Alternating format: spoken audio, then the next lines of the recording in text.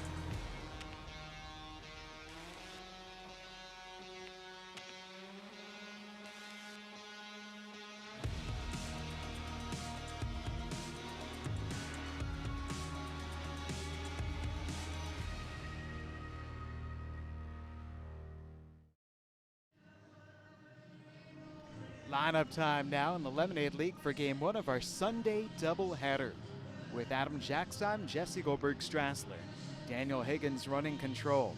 Let's meet our Game 1 starting lineup as we bring you back into Cooley Law School Stadium. Blue skies above, sun shining down. Temperatures are in the 80s today in Michigan State Capitol. And the Lugnuts lead off with Darren Davis right there at the top. You know these familiar names if you've been following. Connolly, Morrow, Walker, Cornwell, Kavanaugh, Paywan, Rydquist, and Welch in support of Ethan Young. That Lugnut starting lineup, Adam, has scored exactly 11 runs in 4 straight games. Yeah, I'm not really sure who to pick as the individual standout, but I just want to tell you this. The first 5 in this order have been extremely consistent over the past few games. That's Davis, Connolly, Morrow, Walker, and Cornwell. And also have had some important swings from the guys in the bottom part of the order. You tell the people that they've scored 11 runs now in 4 straight games. That's because they're getting consistent and good plate appearances from that starting 9. I mean, the Lugnuts as a team are hitting .302 with a .456 on base percentage, and they're slugging over .400. Ethan Young looking to be the beneficiary, making his 4th start. He becomes the very first Lemonade Leaguer to make his 4th start. Yeah, and once they get on base too, Jesse, they're swiping backs, 48 swipes and 52 tries. So offensively, they're dominant. And Ethan Young, as you mentioned, he'll make his 4th start. So he's experienced in the Lemonade League in this department. He's looking to keep this Locos offense contained this afternoon in Game 1. He's only allowed 2 earned runs in 7 innings. Now on the other side, the Locos starting lineup that Young will be facing here today. Now in Game 1, Adam Purdy is getting the day off. He'll be back in the starting lineup for Game 2. But Brandon Shire moves up to the number 1 spot, and everybody else moves up too. There's Steigels up to the 2-hole. Preston and McCormack homered yesterday. Hickey, Haddlesey, Henley, the 3 H's, followed by Lanker and Williams to round off that Locos order. Well, we saw this a couple of days ago with Darren Davis getting an opportunity to have a day off, and Colin Cornwell stepped in, and it was like nothing had changed at the top of the order. Brandon Shire, another SVSU Cardinal, tasked with keeping that consistency at the top of the order with Purdy out in this first game. We've seen the right-hander Colin Bradley from Northwood so far in 2 relief appearances, and he's allowed 1 earned run in 3 2/3 innings, 1 walk, 3 strikeouts. Makes his first Lemonade League start today. Yeah, and that's what I'm really interested to watch. How does he handle starting? Only a 5-inning game. Remember, Jesse, we're playing 2 here, so each will be 5 innings. So it's not as long of a leash. You kind of got to get off to a good start quickly, because before you know it, the game's going to be over. So important that both pitchers, Young and Bradley, start off well today. And interesting to note in that Loco starting lineup, we've seen Brandon Shire pitch, Michael Steigels pitch, Alex McCormack pitch, and Matthew Williams pitch out of all those different players. We'll see who's used in relief today of Colin Bradley. But just a beautiful day looking over the outfield loft apartments and the folks at Good Hops out beyond the left field wall, watching what today is a good old Sunday doubleheader. You know, back in the day in baseball, Sundays were reserved for doubleheaders. They would schedule doubleheaders on Sunday, but last week we had a Sunday rainout, so we're making up that game here today. You ever played a 5-inning game before? Because I think this is going to be a first for me. I think I might have played a 5-inning game due to mercy rule at a lower baseball level. But we are going to see 5 innings, and then we're going to see 5 more innings. Lemonade League baseball games generally 7 innings long. Now what you're seeing at the Major League level is every time that they're playing a doubleheader, they've shortened the Major League games now to 7 innings for doubleheaders, what we've seen in the minor leagues. So with the Lugnuts in the minor leagues playing 7 innings doubleheaders, and now the Major League's adopting that, we've got to watch to see if they're going to adopt anything from the Lemonade League. Watch out if they start using a yellow baseball. You see them meeting at home plate, trading the starting lineup, and over on the right side, there's the pitching coach for the Lugnuts, Riley McCauley, the former Michigan State Spartan and the former Chicago Cubs minor league pitching prospect, who's joining the MSU baseball staff this year, his very first year on the staff, returning following his playing career. In a moment, we'll hear the national anthem, and then the first pitch in the Lemonade League.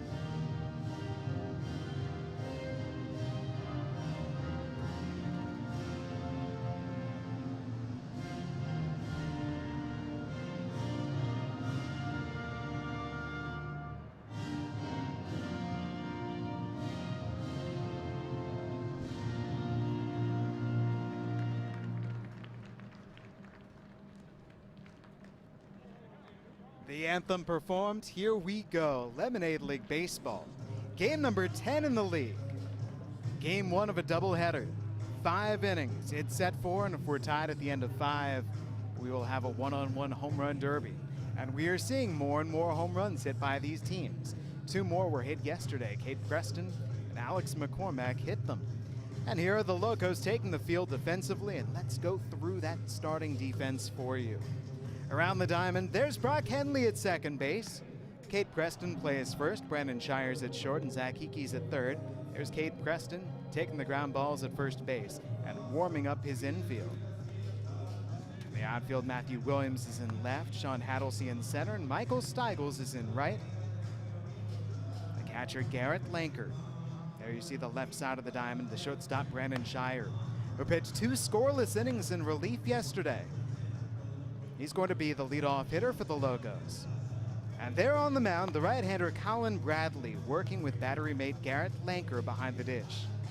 Bradley making his first Lemonade League start. He'll take on Darren Davis, Mark Connolly, and Andrew Morrow. So far through 9 games of the Lemonade League, the Locos have won just 3 of them, trying to get back to their winning ways. All 3 of those wins, Jesse, have been comeback victories for the Locos as well, trailing at one point in every one of those games. So if they give up some runs here, if you're a Locos fan, don't worry. They've dealt with that situation many times before. The big challenge for Garrett Lanker out of the Colorado School of Mines, working with Colin Bradley. How do you work to contain this Lugnuts offense? As you see Darren Davis in the background getting ready to step in, working on his timing. And here he comes approaching home plate. Interested to see how they deal with a little bit more heat today as well.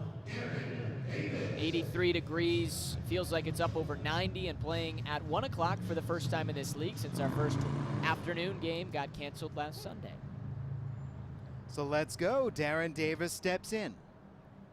At 1:04 p.m., strike call.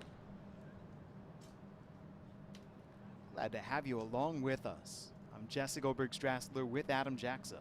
Bradley's pitch. Backdoor breaking ball for strike 2. Pumping the strikes, good way to start. Here it comes to the Toledo Rocket. Backdoor breaking ball lays through the right side. Darren Davis is on with a single. Well, you can't throw Davis too many strikes. I think you get up 0-2. Davis has shown he's pretty good at connecting.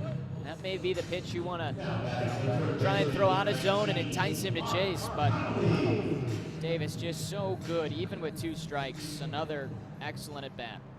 You know what that at bat reminded me of? Was Darren Davis against Jordan Patty. Mark Connolly takes a strike on the outside corner. Exactly. In that at bat, Jordan Patty pumped a fastball by him, strike 1. Pumped a fastball by him, strike 2. Tried to come right back to it, and now Davis had him figured out. Does Davis try to run? No.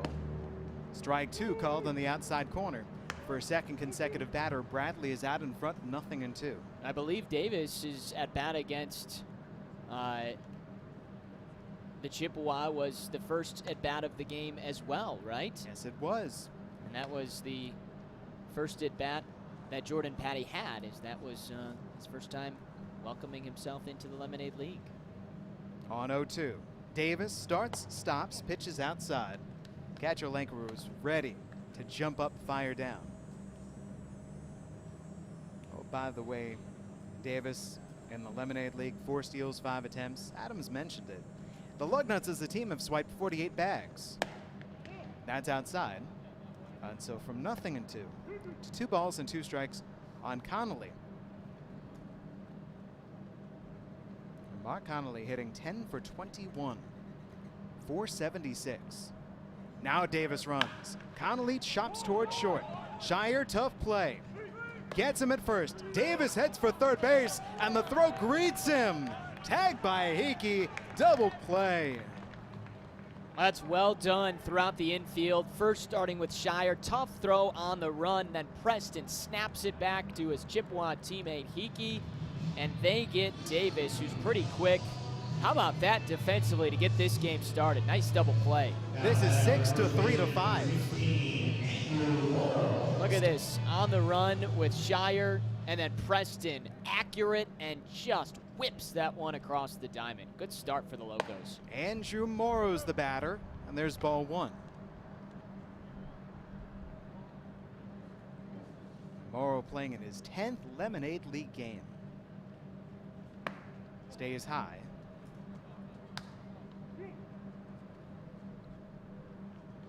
Morrow has raised his batting average up to .310. Big time power hitter.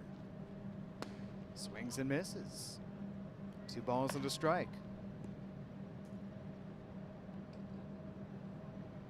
Bradley looking to face the minimum and a scoreless first inning. That is ripped right at Hickey, and the side retired. Put that goose egg up there for Colin Bradley and his defense. To the bottom of the first, here come the Locos against Ethan Young.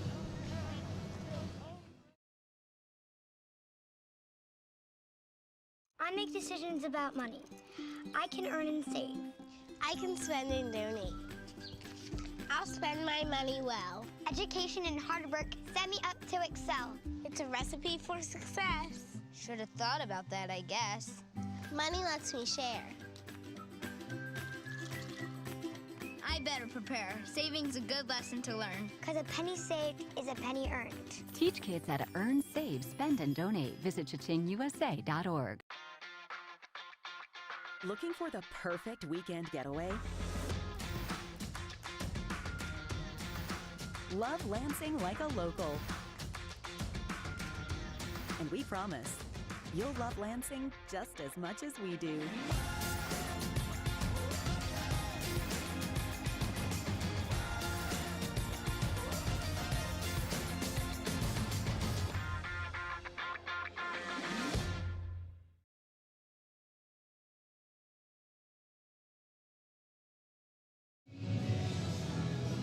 In the top of the first inning, the Lugnuts did not score. The Locos came out sharp defensively. And now the Lugnuts are in the field with the right-hander Ethan Young. I beg your pardon. The left-hander John Fantazzo is going to start this game 1. So a little bit of a shakeup from what we were anticipating. Fantazzo gets the ball. Fantazzo out of Saginaw Valley State. And he's got this defense around him. His catcher is Drew Kavanaugh. At first base, Andrew Morrow. Second baseman, Logan Welch. At shortstop, Darren Davis. And at third base, Mark Connolly. Cornwell, Paywan, and Walker left to center to right.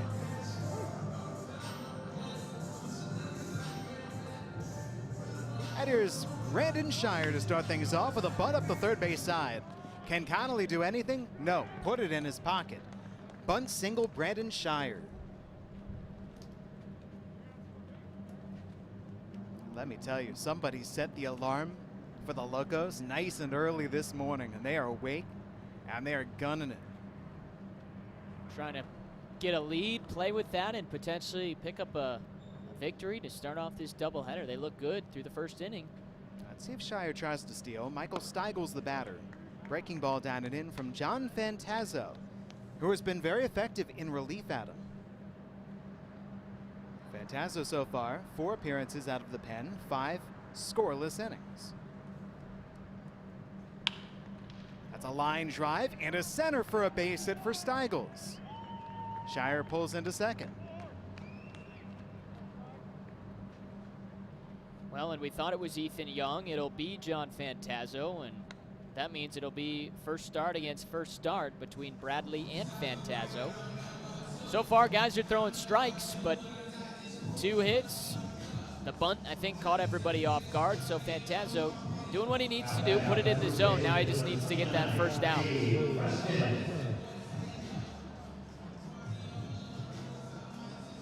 Now here comes the slugging Cade Preston. Preston playing in his 10th Lemonade League game. Just like Andrew Morrow, just like Adam Purdy, just like Zaid Walker, he has not missed a game yet. Out of CMU. Drilled to center field. Paywan to his left. That gets down.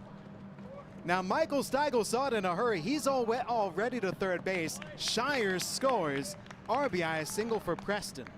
1-0 Locos. Well, you mentioned it. The Locos woke up ready to play today. They've only seen 4 pitches in this first inning and have already had 3 hits and got the first run of the game. Here comes Alex McCormack. Now batting designated hitter number 17, Alex McCormack.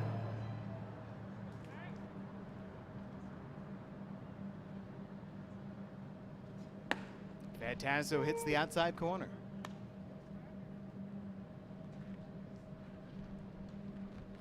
McCormack had himself a game yesterday. 2 walks, a single, and a long home run to straightaway center. Preston takes off. The catcher Kavanaugh simply blocks that breaking ball in the dirt. So stolen base of second for Preston. 1 run in, 2 runners in scoring position. Nobody out for the Locos for their cleanup hitter. McCormack hitting .389 from Grand Valley State.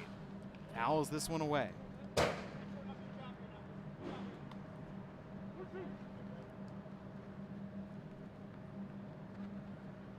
Adam, you and I have seen our share of day baseball games, and it's always interesting to me. Which players are ready from the get-go? Breaking ball again fouled off. Well, this whole Locos team has been ready from the get-go again. Defensively in the top half of the inning, great work around the infield. They're getting strikes thrown from Bradley. And now here in the bottom half of the inning, following that up with 3 straight hits and already a run in. Fantazo going right back to that outside corner, and McCormack stays alive. Zach Hickey is waiting on deck for the Locos. Single by Shire, single by Steigels, single by Preston.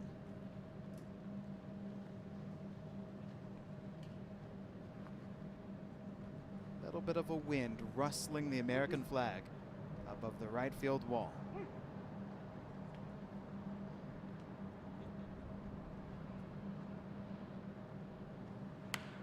That's off the hands, right side of the diamond, and caught by Morrow coming in from first. Runners stay right where they are. 1 out for Zach Hickey. That's a tricky little flare right there. Morrow saw it immediately and how it was kind of wafting up in the air. And Logan Welch, thankful that Morrow got the sprint on towards it first, because if that one doesn't get caught in the air with the spin that it's gone on it, it could potentially cause problems and would have maybe allowed a run to come in.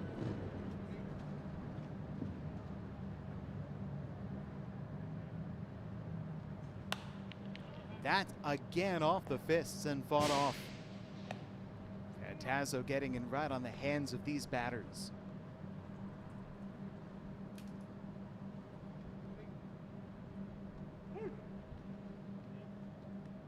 Those 3 straight singles, the first one a bunt single, have not deterred him from his plan at all. A bunt attempt by Hickey. Fantazo handles it himself. 2 outs. Well, not what you wanted there from Zach Hickey. Just got too far under that one, and now all of a sudden, after giving up 3 straight singles and a run, Fantazo's fought back and an out away from getting out of this inning. The batter is Sean Hattlesey from Albion. Preston at second, Steigels at third. That gets away from Kavanaugh. Steigels scores, Preston to third base. A wild pitch for Fantazo. 2-0 Locos.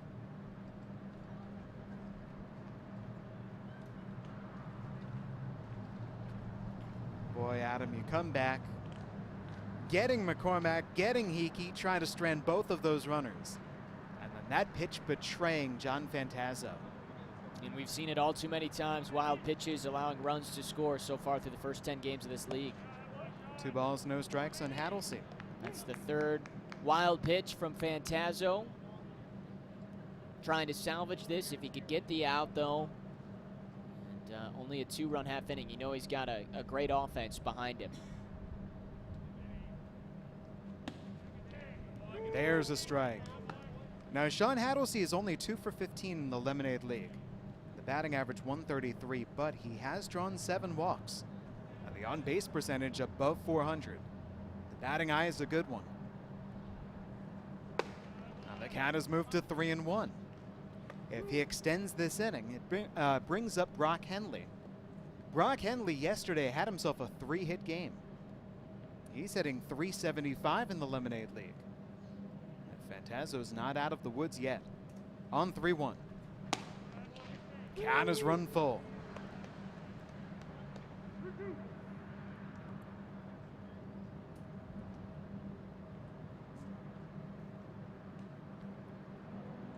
Cade Preston at third. Payoff. Reaching for it, just poking it foul off into the bleachers.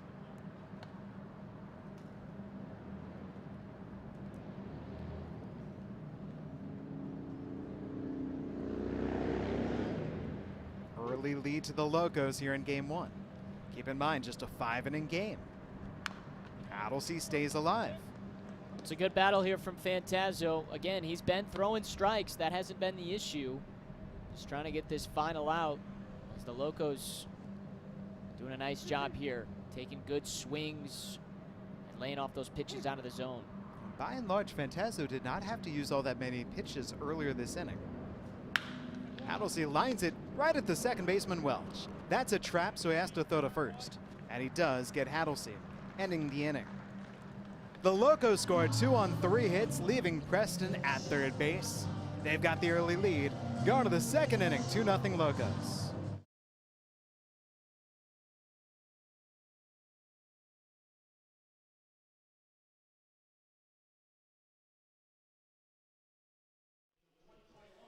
While the Lugnuts' actual 25th anniversary will have to wait until 2021, you can still purchase a piece of history. Limited quantities of the 25th anniversary bobblehead series presented by Sparrow, Physicians Health Plan, and Michigan Student A are available now. The set features former Lugnuts greats Mark Pryor, Noah Syndergaard, Bo Bichette, and Vladimir Guerrero Jr. Supplies are limited, so order yours online at LansingLugnuts.com.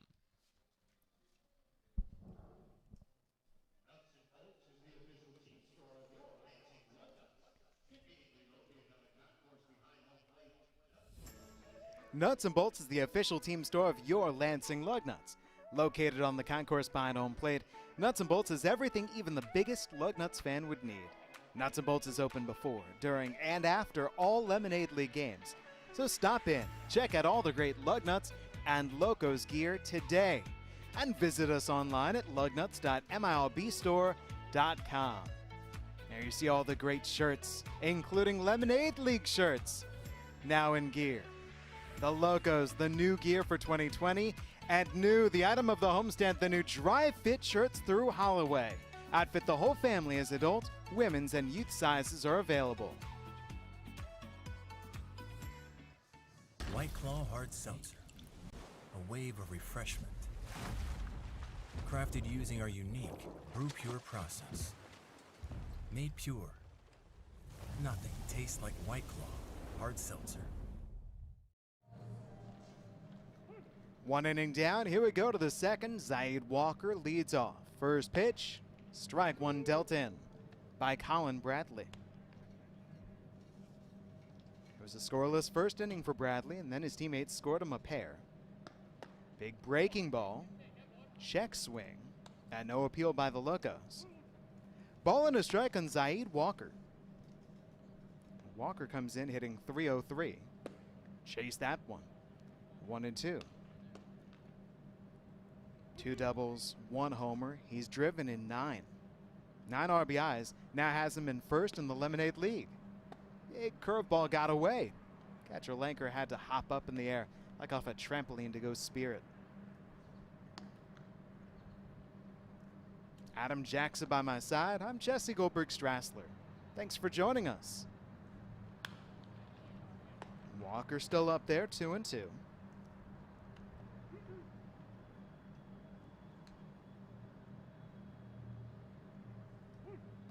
Lugnuts bullpen, the right-hander Garrett Larner is warming. Full count for Zaid Walker. Well, we saw so many strikes from Bradley in that first inning. His balls in this inning have not been close. Broken bat ground ball to Preston. Handles it himself. But he threw enough strikes there. Nice job on Walker to get him off the end of the bat.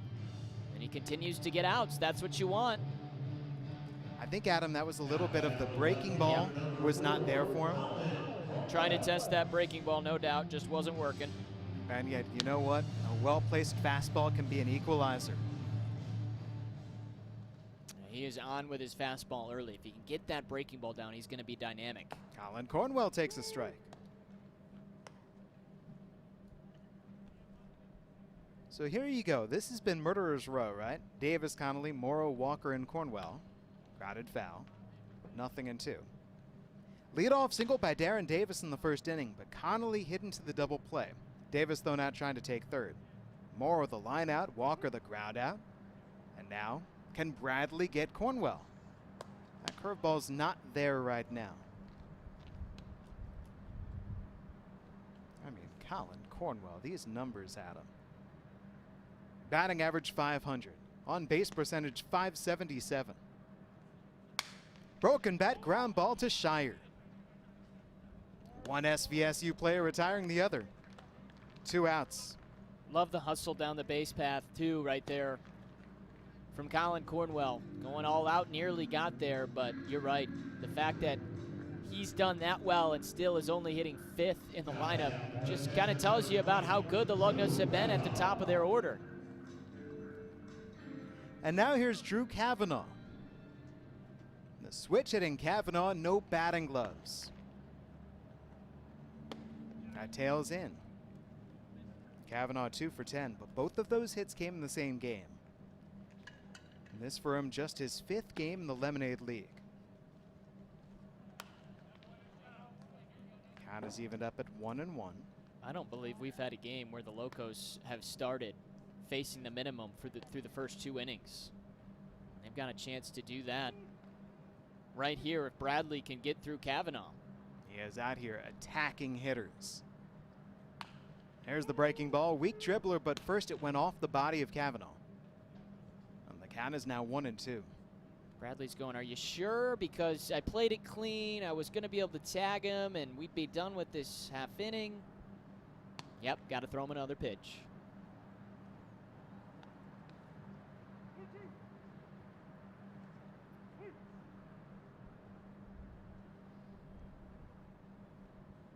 Check swing, high heat, uphill, did not go. That was close. Just holding up was Drew Kavanaugh. Almost strike 3. And he does not chase the off speed.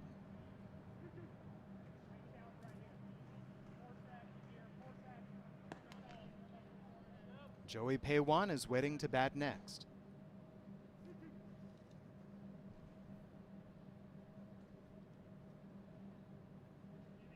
On the 3-2. Ripped on the ground, but right to Henley. And he does get the hustling Kavanaugh. Side up, side down on 3 grounders. Through 1.5, Locos leading 2-0.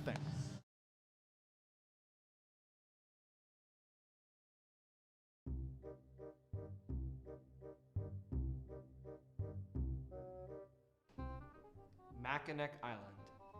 Wrong. Mackinac Island. Charlotte. Charlotte. Dalica. Close. Dowagiac. You can do this one. You can do it.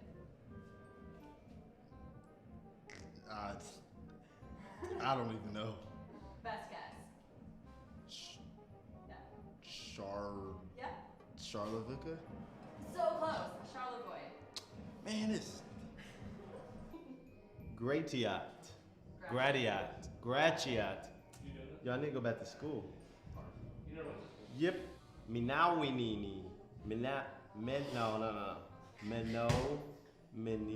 Menominee. So close. Menominee. Yes. Let's go. Yep. Grand Blanc. Close. Say it more American. Grand Blanc. There we There you go. go. Awesome. Very Thank good. you.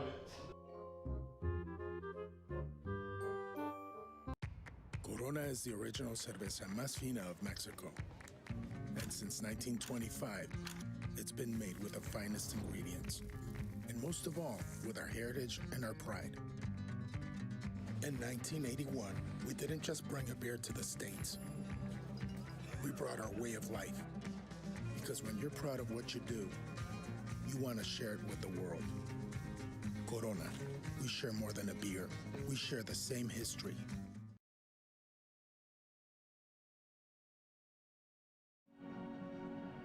Let's go to the bottom of the second inning. Locos scored 2 in the first. What do they have in store here in the second? They've got a new pitcher to face. The right-hander Garrett Larner is taken over for the Lugnuts. So John Fantaso went exactly 1 inning. They faced 6 batters. He allowed 3 base hits, 1 wild pitch, 2 runs. They were both earned. No walks, no strikeouts. Garrett Larner will take on Brock Henley, Garrett Lanker, and Matthew Williams. Garrett Larner, Adam Jackson, yet again, another DeWitt Panther.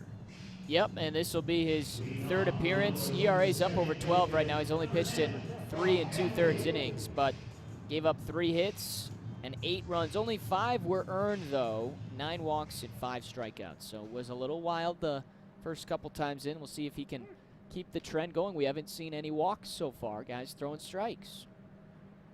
He starts off to Brock Henley. Henley from Davenport. This first game may be going to be a staff type of day for the Lugnuts. We'll see how they'll play both games. Trying to get through 10 innings in total. Henley right through that high cheddar.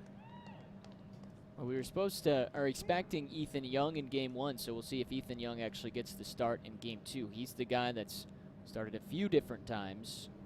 Keeps us on our toes to see who's going to be the next pitcher. Breaking ball up and in. Henley 6 for 16 following a 3-hit game yesterday. 375 average, 2 doubles, 4 knocked in. And he's walked more than he struck out. 5 walks, 4 Ks. Got himself a good count here, 3-1, opening up the home second.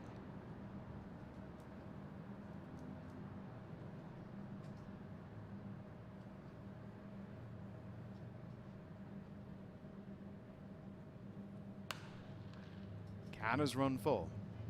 On a great day to put on some sunscreen. Yeah, you can say that. It's got to be a hot one out there for these guys in the long pants. That's why Larner said, I'm going to go with the stirrups instead. Pull the pants up.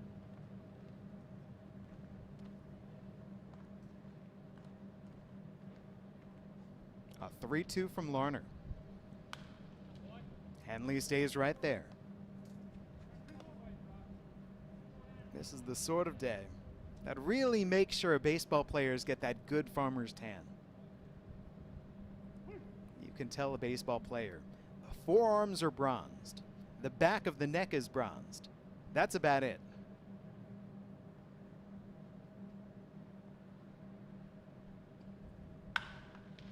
Fly ball toward Cornwell, chasing it into the alleyway. He runs it down. It's a good job by Cornwell. Not an easy catch out there, running to the deepest part of left field and on the run, making the grab. Good first at bat for Larner, throwing in the strikes even with 3 balls to the count. Stayed with it and gets the first out.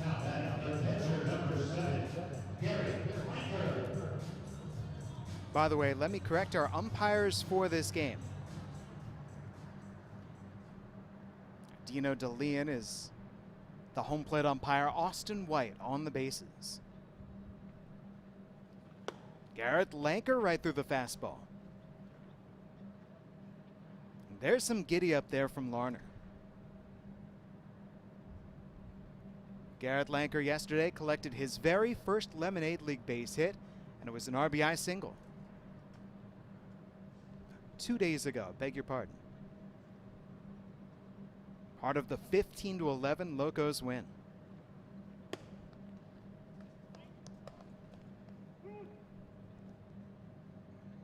There is only one player right now who has come up for any plate appearances in the Lemonade League, and has not yet hit safely for that first time.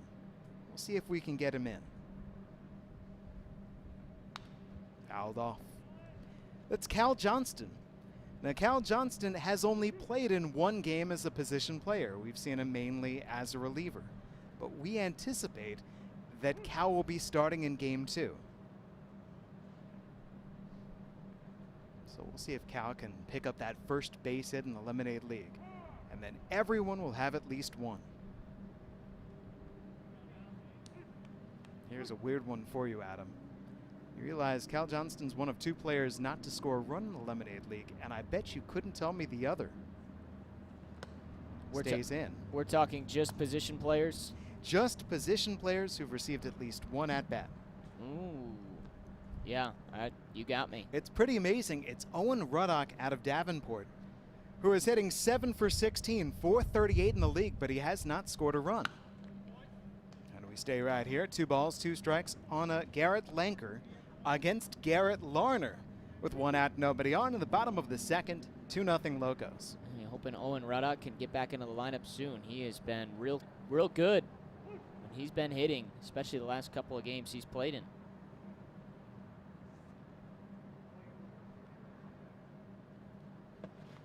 Lanker chases, Larner strikes him out, and Cavanaugh finishes with the throw down to Morrow.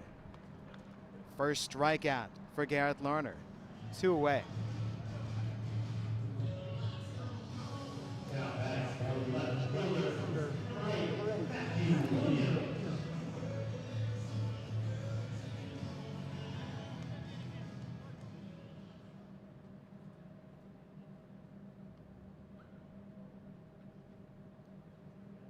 Matthew Williams has to bring his arms close into his body.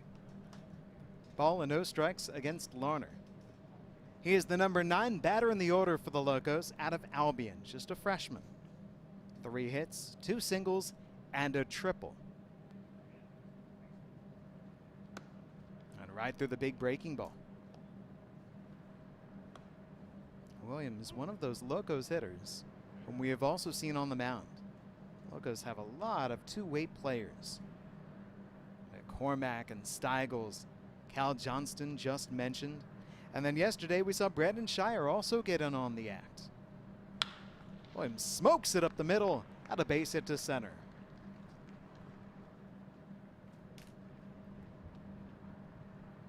Two-out single turns the lineup over, and here comes Brandon Shire. That's exactly what you want. Productive at the bottom of the lineup, trying to add on to their lead, and now you've got Shire, Steigels, Preston. 3 good bats to potentially help you add on to the lead. Shire laid down a bunt on the very first pitch he saw in the bottom of the first inning. Williams takes off, pitches high, throw down, right through Davis, backed up by Welch. Stolen base for Williams. Feels like the Locos are playing the Lugnut style of baseball. Well, that's what they should be doing, and it's working out. Yeah, Shire laid down that bunt. You almost forgot that Adam Purdy had the day off. That's very Adam Purdy-esque. Kind of catch the defense off guard and hustle it out with his speed to make it a base hit. That gets away from Cavanaugh. Williams takes third. A wild pitch for Larner.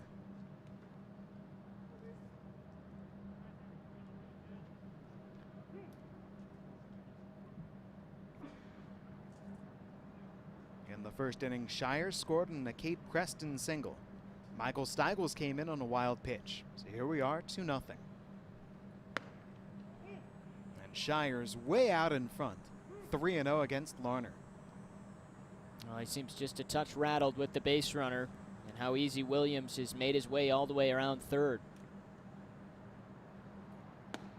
There's a strike. Basically, Williams turned a single into a triple. Single, steal, wild pitch. Michael Steigels waits on deck. And that's, again, a lot of what the Lugnuts have done when they get on base. Breaking ball misses. First walk given out by Larner. Runners are at the corners for Steigels. I mean, you look at the big discrepancy in this league. We continue to talk, it's the stolen bases. And it's not one team getting caught and the other not. It's just one team has got on and been more aggressive. And to this point, it's been the Lugnuts. So we've wondered, are the Locos going to start to be more aggressive and take advantage of those opportunities? And so far this afternoon, they have. Shire wants to run. He's not going on the first pitch. Smoked to the backhand of Welch. Gets him at first. Side retired. That ball was stung, but Welch right there. A hit, a walk, runners left to the corners, a scoreless inning for Larner. Look at that ball right off the bat, knocking down Welch, but recovering to get Steigels, ending the inning, keeping the Locos leading 2-0. When you think about it, there are lots of reasons to buy a new home. And with mortgage rates this low at LAFCU, it's all you need to make your move. Because you may not have the space for anything else, but there's always room for a great mortgage rate from LAFCU. Want a low mortgage rate for your new home? Ask for LAFCU. Stop in today or go to LAFCU.com/mortgage. LAFCU, your credit union for life.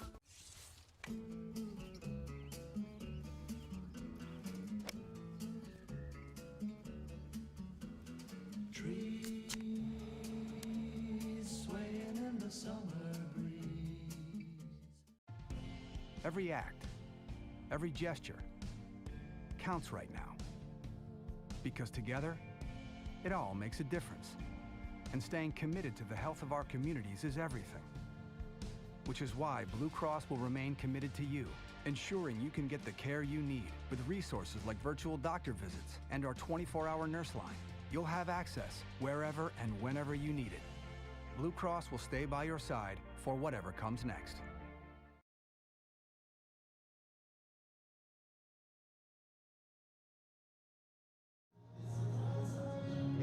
Two innings complete of the 5 will play in the first of 2 games this afternoon from Cooley Law School Stadium. Adam Jackson, Jesse Goldberg Strassler, watching on an 85-degree Sunday afternoon.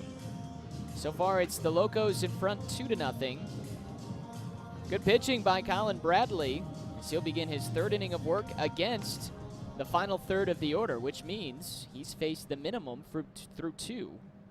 He did give up a base hit to lead the game, but his infield turned a double play for him. Here's Joey Paywan. Bouncer to second will be tricky. Henley charges. 1 down.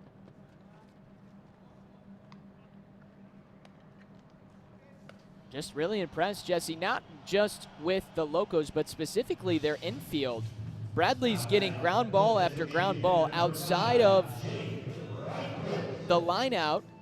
Tahiki, every ball has been put on the ground, and the infield has been up to the task on every one. Jake Rydquist takes strike 1.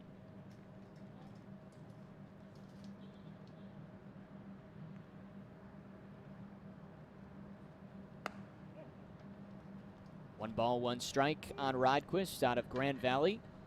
Played yesterday, had a couple of walks. That's fouled back. The other thing that Bradley's doing well is he's throwing strikes. Coming into this 3rd inning, 29 pitches, 17 for strikes. 3 of his first 4 pitches have been for strikes in this 3rd. 1-2. Breaking ball. Rolls foul to Zach Hickey. Show off the football skills there with his right foot as he gets it back to Colin Bradley. Not quite Messi. No. Messi had a phenomenal goal yesterday. I don't know if you saw it. I did. He somehow dribbled between 3 defenders, lost the ball. It kind of ricocheted off both defenders, and then he just kind of chipped it to the far side of the net. Barcelona, a lucky team to have that guy on their squad. Just no angle. You're talking about the different things that Colin Bradley's doing well. He's got things going on a great rhythm, and you know his defenders appreciate that. 1-2. Again, fouled off by Rydquist. Batting just 111 so far in the league. He scored 5 runs, though. Radquist only has 1 hit, but he has walked 9 different times. Okay, so he's batting 111. The on-base percentage is .556. That's those 9 walks. Here he chases in the dirt. Linker completes the strikeout. 8 up and 8 down for Colin Bradley. He's been looking for that curveball as a strikeout pitch. That was one of his better curves.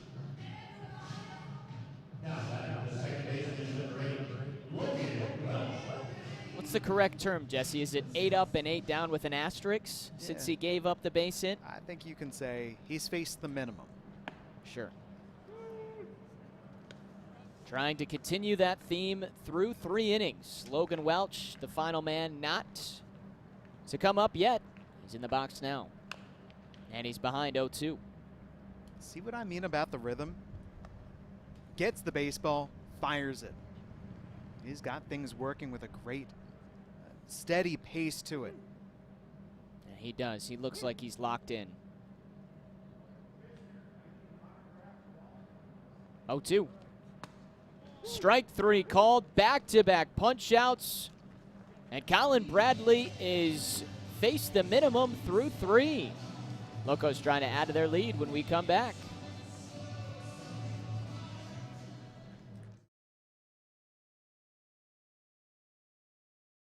The proud son of an immigrant father, John Hernandez found his own path through a field of smoke. When wildfires threatened communities, John jumped into danger, fighting through fear and fatigue until the fire was contained. John found his fighting spirit in one of the most dangerous jobs in the world, a job few are willing to do. Since 1925, we've proved that it doesn't matter where you come from, it matters what you're made of. Modelo, brewed for those with a fighting spirit. Time for today's LaughQ trivia question. Here we go, presented by LaughQ, your credit union for life. Let's have a look. Which game drew a crowd of 12,997? The largest crowd in the history of Cooley Law School Stadium. Was it A, the 2003 All-Star Game? Was it B, the 2012 Crosstown Showdown? Or was it C, in 2018, the 4th of July? Which of those crowds drew that crowd of 12,997, which set the record? Go to www.milb.com/Lansing/fans/contests to answer and to enter.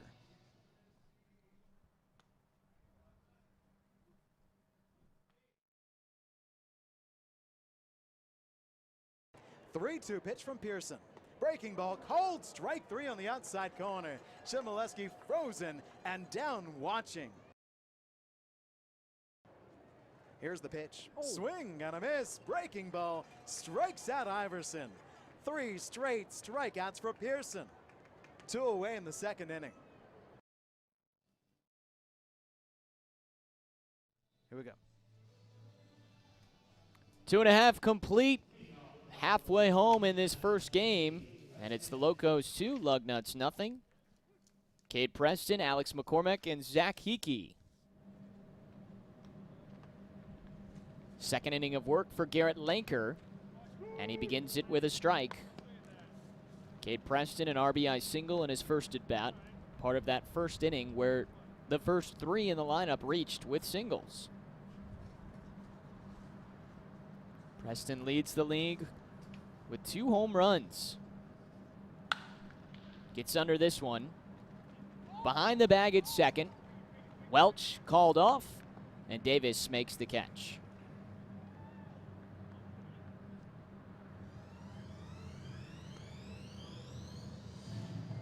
So now it's Alex McCormick who displayed his new power that Jesse and I found out he had yesterday. Yeah, what was that? Drilled a ball to deep center, took it out in the 7th inning, and it didn't just barely get over the railing out there, over the 20-foot wall. It got out by a good distance. Go out to the outfield, and it's a tricky one. A hitter's park, it plays big, but as Jesse was talking about earlier, home runs find their way out of this park. Swing and a miss, and yesterday McCormick's certainly did that. 330 down the line and left. And it's a 10-foot wall that juts up to a 20-foot wall from left center to right center, where it gets out to 407. Strike two. And McCormick's went straight out to center field over that 20-foot wall and the railing. And it cleared and was bouncing up the brick that starts the outfield lofts in the Chevy Terrace. Clobbered. This one is a swing and a miss. First strikeout of this third inning for Garrett Larner, 2 down. Adam, you mentioned that. So there was a video recently posted on YouTube.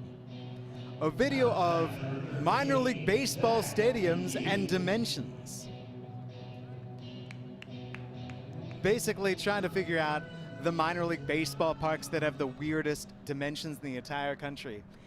And the one that they led off with, number 1, was Cooley Law School Stadium.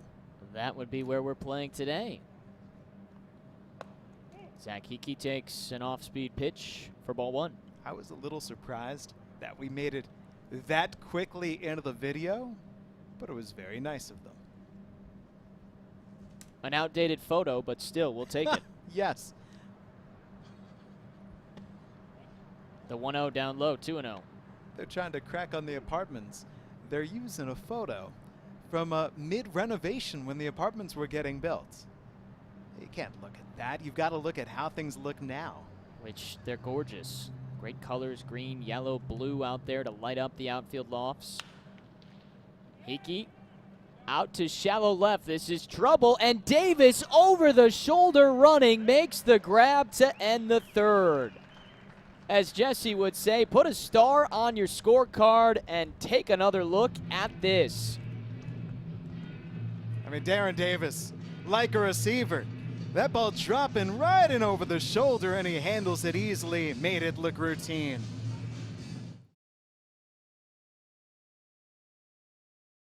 A new day dawns, and we greet it with gratitude, thankful for the heroes on the front lines taking big risks daily to keep us safe. We at Dean Transportation stand at the ready with them, supporting our communities in their time of need. We've been delivering food and medical supplies, volunteering our time, and boosting morale to keep spirits high. Our passengers may have temporarily changed, but our commitment to transporting your most precious cargo has never wavered. Dean Transportation, working together, delivering the good. So it's time once again to play the bus stops here at the Baseball Cap Shuffle via Dean Transportation, Dean Trailways. I got something for you today, Adam. I figured instead of just delivering the play-by-play, look bus under the middle cap, follow that cap everywhere it goes, let me give you some facts. All right, the Lansing Lugnuts in their minor league baseball season, they've got to travel on the road a lot in the Midwest League. The shortest trip, 70 miles to West Michigan, 80 miles to Great Lakes, but then you want to get long, 475 miles to Bowling Green, Kentucky, 450 miles to Cedar Rapids, Iowa, 410 miles Appleton, Wisconsin. There are your facts. Now pick the cap. Where's the bus? Can you find the bus? It is under cap number 3, and that is your Dean Transportation. The bus stops here, Baseball Cap Shuffle. I hope you learned something along the way. I learned that Bowling Green's trip is just as long as I remember. Thank you.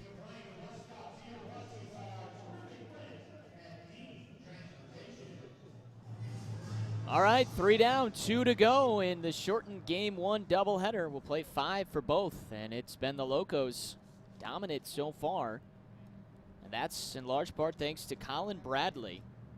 The man at the plate, Darren Davis, with a spectacular catch moments ago to get the Lugnuts off the field defensively. What I enjoyed most about it was how easily he took the baseball in. And just caught it in stride, running the opposite direction. Saying, don't worry about it, Colin Cornwell, I'll get it. 2-0 pitch. Swing and a miss. To my mind, greatness should look easy. That was a great play. But the fact that that catch was made by Darren Davis and he just never broke stride.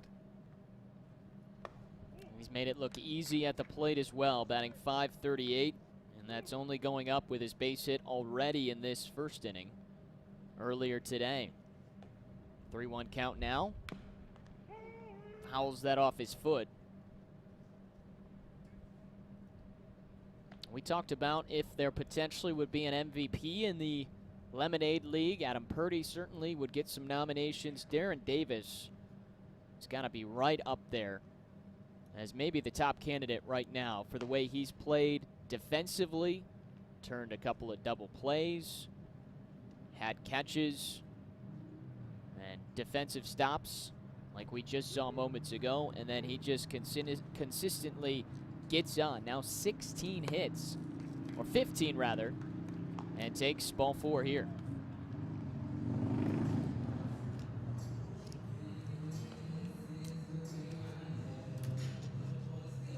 During the college baseball season before we shut down, Darren Davis in 16 games for Toledo was batting .400 with a .532 OBP, 13 walks compared to 6 strikeouts.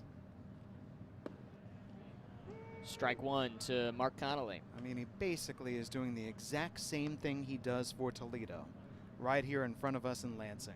Just with better numbers. 6 walks, just 3 strikeouts. 15 hits, which leads the league. 538 on base, or excuse me, 538 average, 629 on base, and over 800 slugging. And he's also swiped 4 bags on 5 attempts. 5-tool type of guy, Darren Davis. Lugnuts hoping they can get him in scoring position and bring him around, because they have not been able to figure out Colin Bradley. Davis just their second base runner of the game.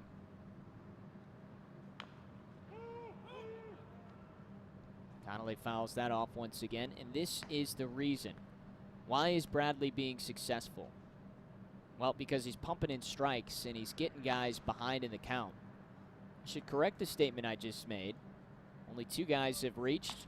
Both guys have been Darren Davis. Base hit in that first, and now a walk. He's the only one of the 9 that Bradley himself hasn't been able to get off. Davis doubled off when he got on last time. Another foul off from Connolly. Well, this is the problem when you face Mark Connolly, is he's such a good contact hitter.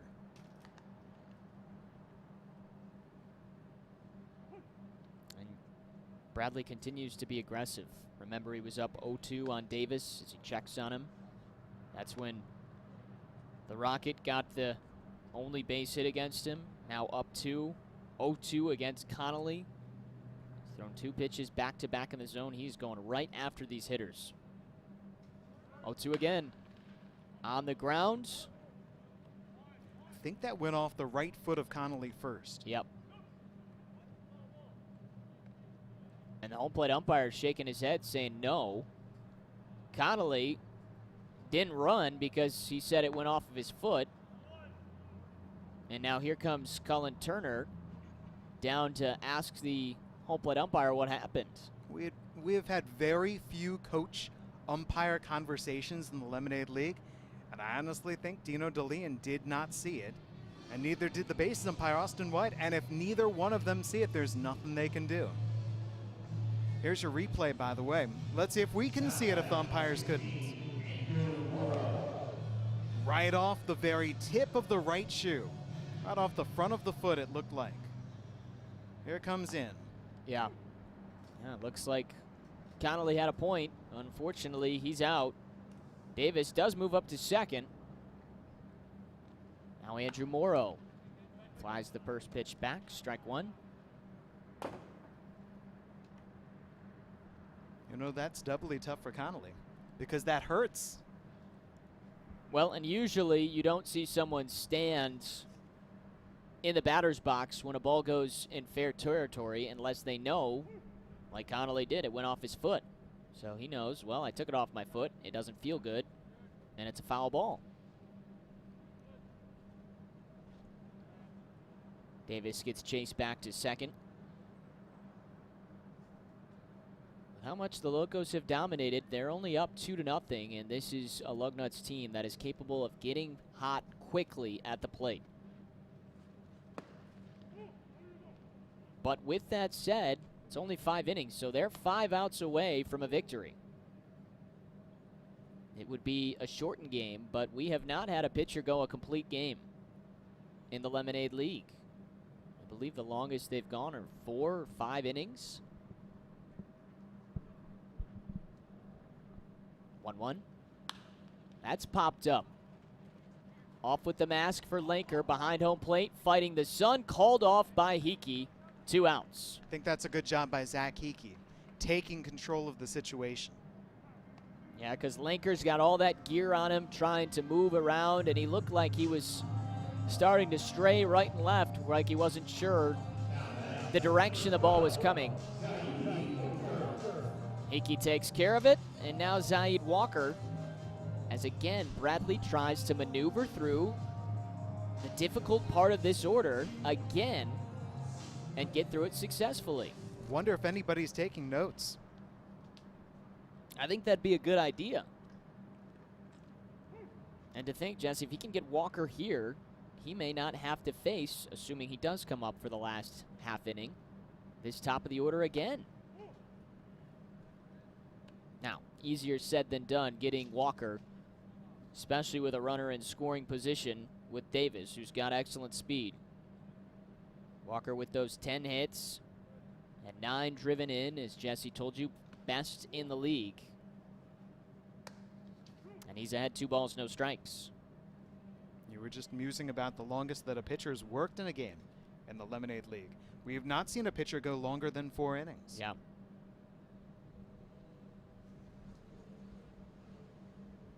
Two-0. That gets away. Davis will escape to third on the wild pitch. He's 90 feet away. And now just like this, Walker's up 3-0. If he gets on, most likely he'll try and swipe the base very early on with Cornwell at the plate, and they could have 2 runners in scoring position. Zaid's got to get on base first, but he's 9 for 10 in swipes. There's strike 1. That's a tough call for Walker. So you look at this from far away, it wouldn't seem too bad if you allow Walker to take first, but because of his speed, you'd like to get him, and now the count is 3-2. Here's the other thing. Zaid Walker's only walked once in all the Lemonade League. If this pitch is close, I'm expecting him to swing. 3-2. Foul tip into the glove, and Bradley comes back to get him. His 3rd strikeout, and he's got a shutout going through 3.5. Locos trying to add to their lead when we come back.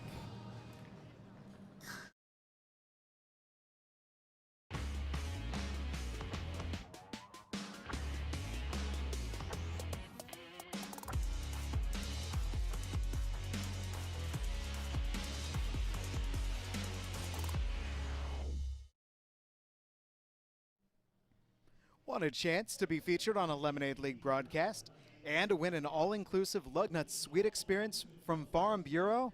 Submit a video of you, your family, your friends, or shoot even your dog, your cat. Sing Take Me Out to the Ball Game. Submit your video and enter at www.milb.com/Lansing/fans/contests. That summer 7th inning stretch presented by Farm Bureau Insurance.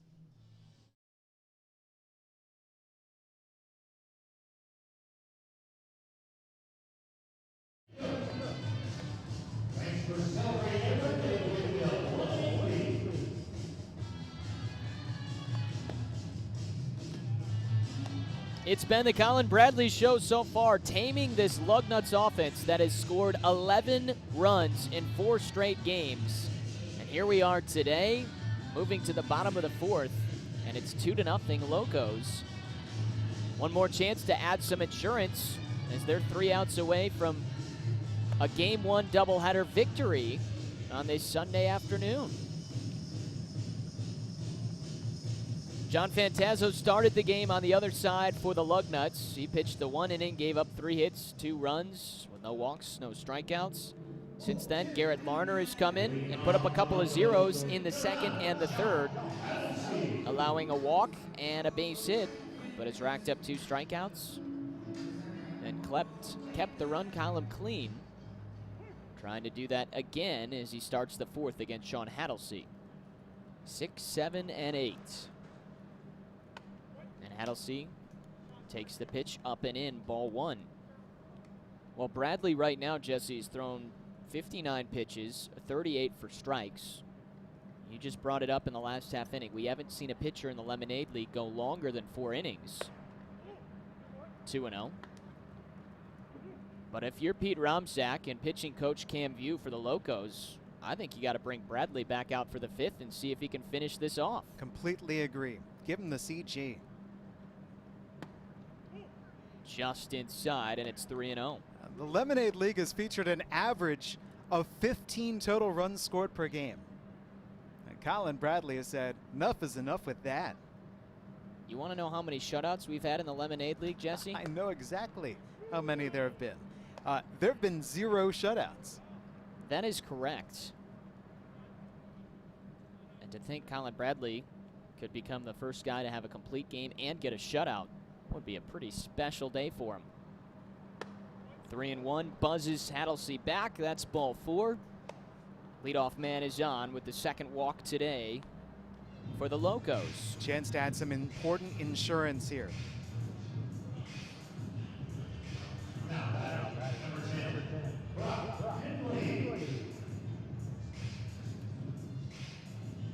It'll be Colin Cornwell, Drew Kavanaugh, and Joey Paywan, 5, 6, and 7, that we think Colin Bradley will face in the 5th. Can the Locos add the insurance? For the most part, they have been held in check as well, outside of the 3 hits to start this game against John Fantazzo. Oh, listen to that. Snap the mitt. Good pitch. Brock Henley takes strike 1. In general, when Sean Hattlesey has reached, he has tried to steal second.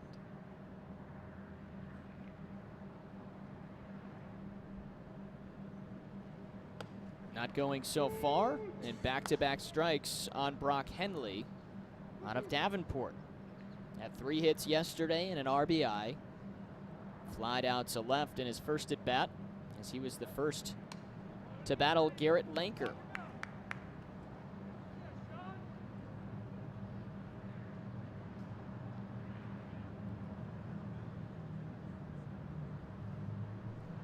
The 0-2. Very close. Clarkston native takes it for ball 1.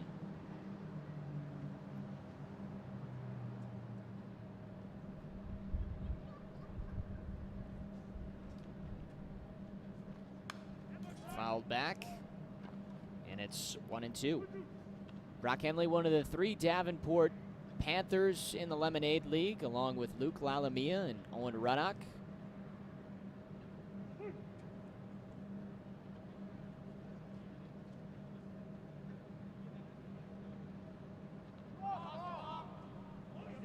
Back to first, and safe the call as Hattlesey took off. Larner stayed put, then stepped off, turned around, and by that time, Hattlesey decided to get back to the bag at first. He threw it in reverse in a hurry. Swing and a miss. Good change, and Henley goes down. 3rd strikeout for Larner.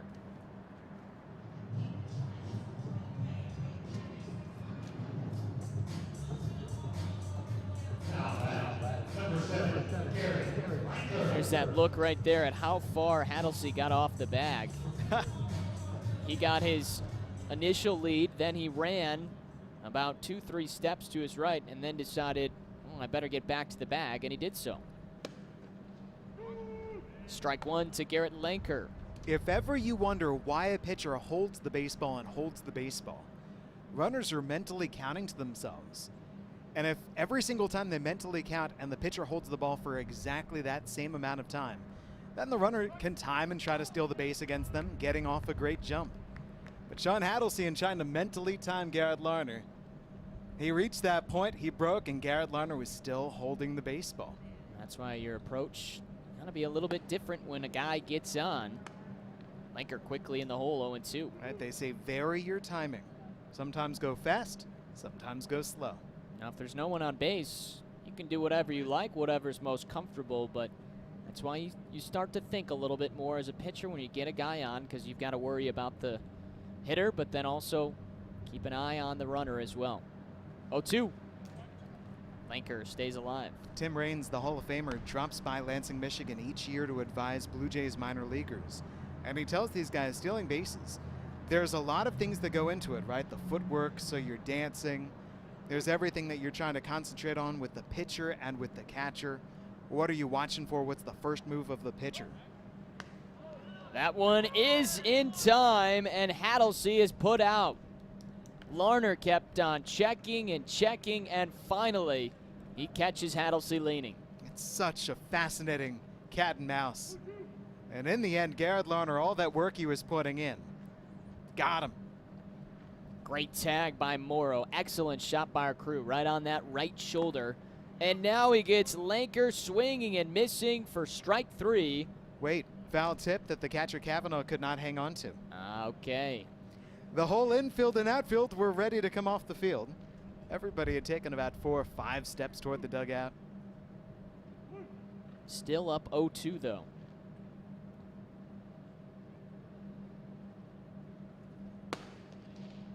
Wow. Close pitch with the fastball. Tough take.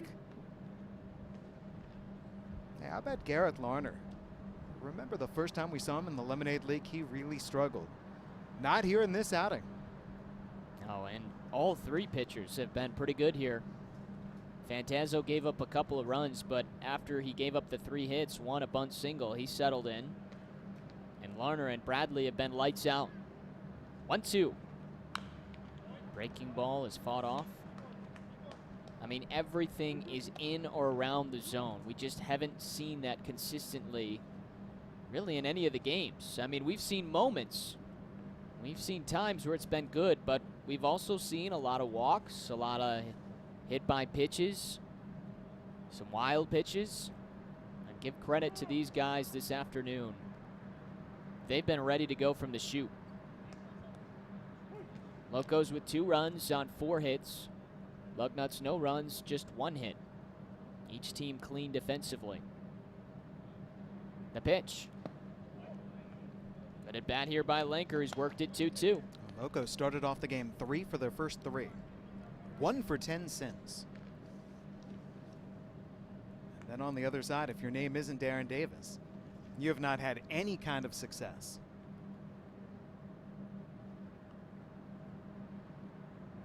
Larner fires. That's strike 3.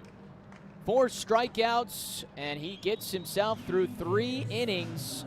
No damage done. Last chance for the Lugnuts when we come back for the 5th. Jesse Goldberg-Strassler takes you through it.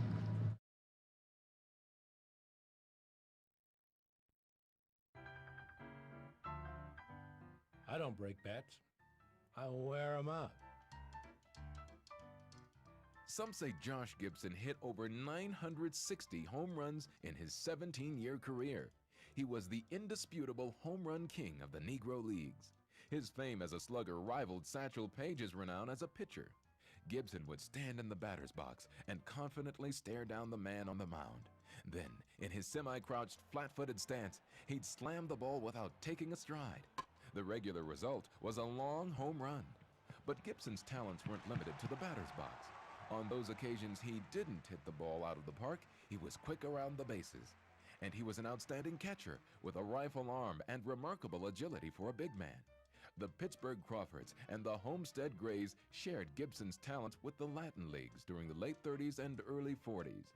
A few months before Jackie Robinson broke the color barrier in the major leagues, Josh Gibson suffered a fatal stroke. The baseball world lost one of its greatest masters. In a belated honor, Josh Gibson was elected into the Hall of Fame in 1972.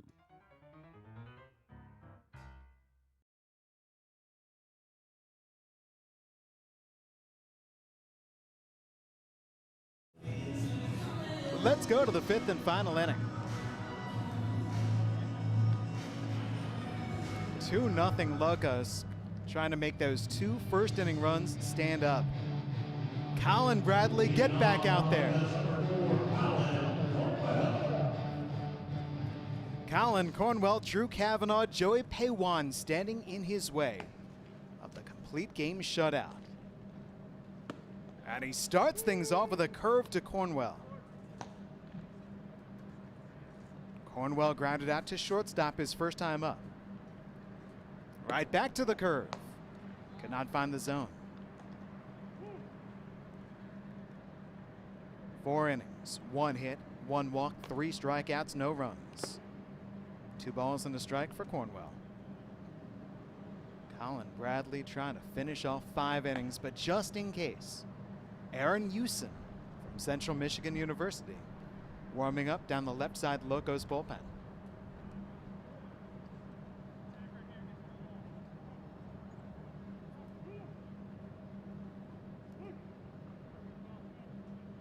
Hitters count.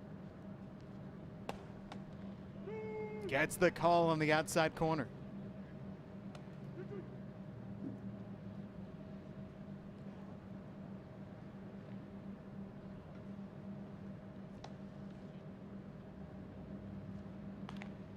Gets Cornwell to chase. Catcher Lanker finishes it off.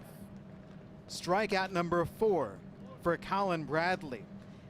And on the other side for Colin Cornwell, that is just his 4th strikeout in the Lemonade League. That is not something that happens all the time. 1 gone in the 5th inning. What a performance so far from Bradley. 2 outs away from finishing this thing off. Now to Drew Kavanaugh. Strike call. I mean, these Lugnuts have been untouchable all week. We talked about it. Wednesday, 11 runs. Thursday, 11 runs. Yesterday, 11 runs. Friday, 11 runs. I mean, consider the very first batter that Colin Bradley faced on an 0-2 pitch, Darren Davis singled. And that is the only base hit against him.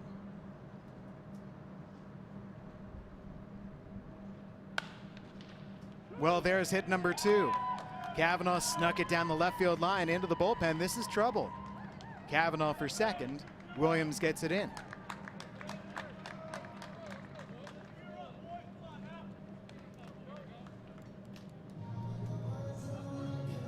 Three base runners now for the Lugnuts. Heard some chatter begin that Lugnuts dugout.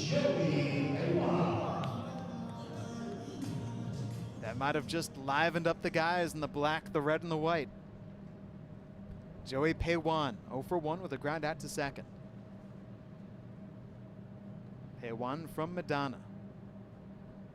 Kavanaugh on his way to attending Eastern Florida State, leading away from second.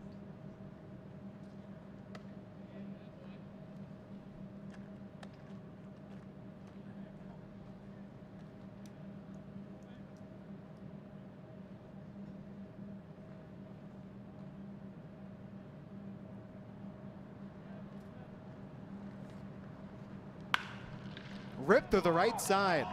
Around third, Kavanaugh. The windmill. Steigel's throw cut. Kavanaugh scores standing. And we have ourselves a 1-run game. An RBI single for Joey Paywan.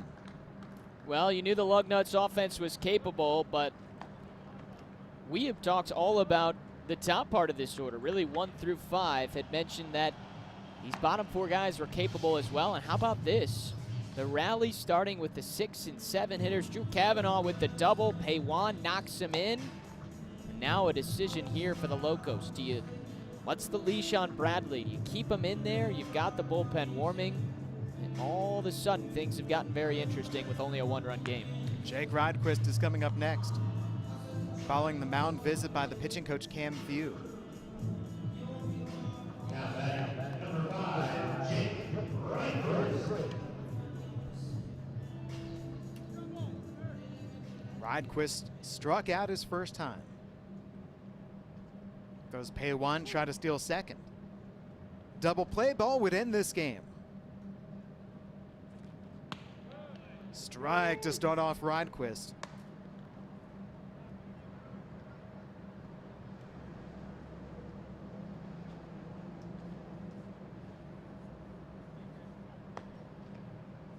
Paywan starts, stops, strike 2 called on the breaking ball.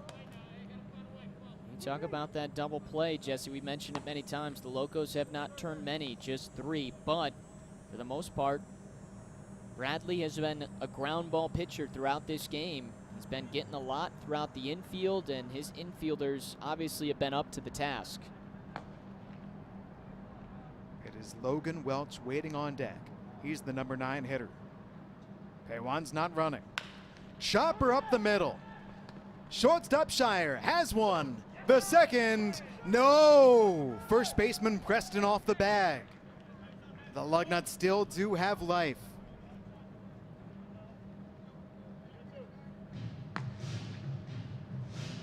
I think that's a really good call by the bases umpire, Austin White. Looks like certainly Cade Preston, he had to stretch, and because he had to stretch up to make that catch, he pulled that back foot off the bag. Now Logan Welch takes a strike in the outside corner. Same situation as before.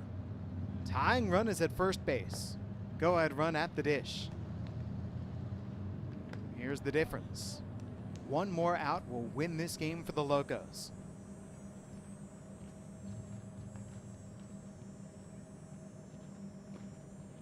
Good job smothering by Garrett Lanker, keeping Rodquist at first.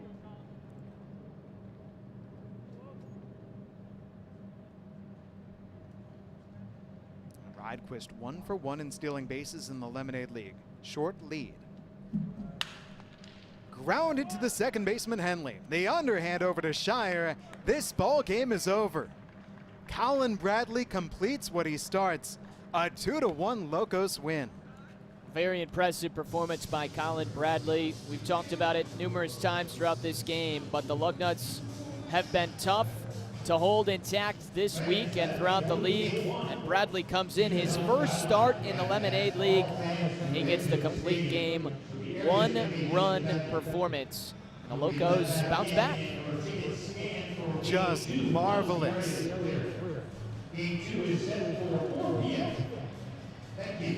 So that game was finished up fairly quickly. What do you say to an hour, 14 minutes thereabouts? Yeah, that's pretty good. We shall now break because we've got our second game coming up at 4 o'clock p.m. So coming up at about an hour and 40 minutes. Let's have a look at some replays from this game one. Going all the way back to the first inning, it began with Brandon Shire's bunt single. Well, this was a string of 3 straight hits. Shire getting his first chance to lead off. Then right after that, Preston delivers, and the Locos are on the board. That's Michael Steigels with the second of those singles, and here's Preston. Yeah, this was Preston. Right after Steigels, the third of 3 straight hits. This brings in Shire from second, and until this, that was one of the 2 only runs in this game. And here's the key.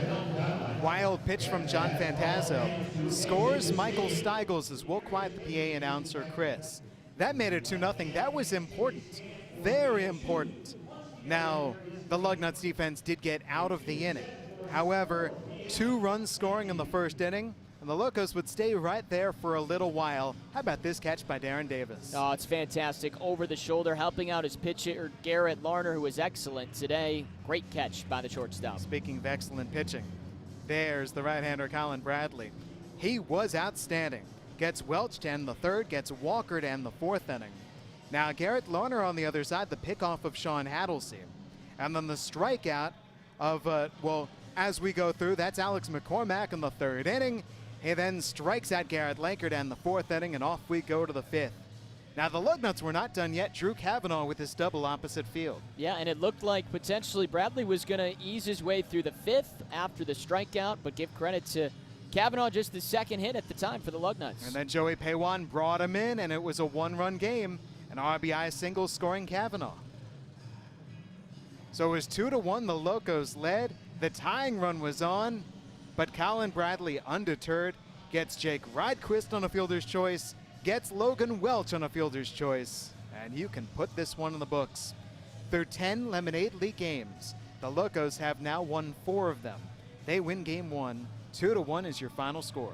Yeah, really impressive performance by the Locos. You said it at the top. They came out ready to play, got those 3 straight hits, took the lead with 2 runs in the first, Shire and Steigels crossing. Then they just let Colin Bradley settle in, getting a complete game performance, only allowing 3 hits and the 1 run with 4 strikeouts and only 1 walk. And a quick game at that. And now off to game 2 shortly. So let's take a break. We've got that game coming up for you at 4 o'clock, so Adam and I would say we lean back, sip our lemonade, and get ourselves prepared for Game 2 in this doubleheader on a beautiful Sunday in Lansing, Michigan.